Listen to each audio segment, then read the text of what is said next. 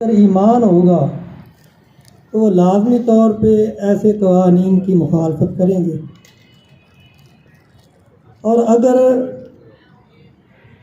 یہاں بات ہوئی ہے کہ وہ ہمارے ووٹوں سے آئے ہیں، ہم ان کو شریعت کے خلاف قانون سازی نہیں کرنے دیں گے، تو میں گزارش کرتا ہوں نہ وہ ہمارے ووٹوں سے آئے ہیں، نہ ان کو ہمارے ووٹوں کی ضرورت ہے، ان کو جو لائے ہیں وہی ان سے جو کام لینا چاہتے ہیں وہ لے لیتے ہیں۔ اس لیے پہلے ضرورت جس بات کی ہے وہ یہ ہے کہ ہم یہ انتظام کریں کہ ہمارے ووٹوں سے کوئی آئے، پھر ہم اس کا محاسبہ بھی کر سکتے ہیں۔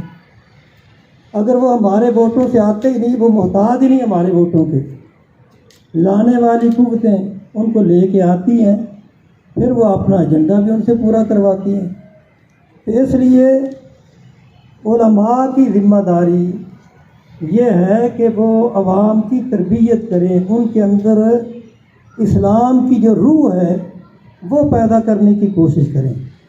جب اسلام کی روح ان کے اندر پیدا ہوگی، انہیں یہ معلوم ہوگا کہ جہاں اللہ اور اس کے رسول کا حکم آئے وہاں کسی جنرل کی یا کسی اور قوت کی بات وہ نہیں مانی جائے گی، وہاں بات مانی جائے گی تو اللہ اور اللہ کے رسول صلی اللہ علیہ وسلم کی بات ہی مانی جائے گی، تو پھر سارے مسئلے حل ہو جاتے ہیں۔ تو اصل بات یہ ہے کہ ہم یکجہتی کی بھی بات کرتے ہیں، لیکن حقیقت بات یہ ہے کہ ہمارے اندر یکجہتی نہیں، علماء کے اندر بھی یکجہتی نہیں۔ جو حقیقت ہے وہ یہی ہے،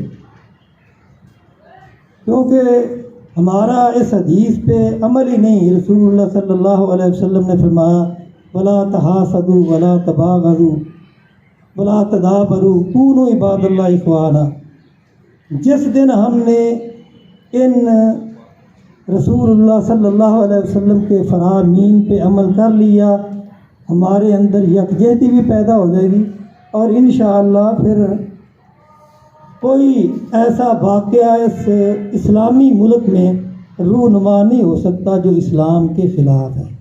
تو اصل علماء کی جو ذمہ داری ہے وہ اپنی ذمہ داری ادا کریں، ان میں بھی ہوں۔ ہم یہ سمجھتے ہیں کہ ہم اپنی ذمہ داری کما حقوق ادا ہی نہیں کر سکے۔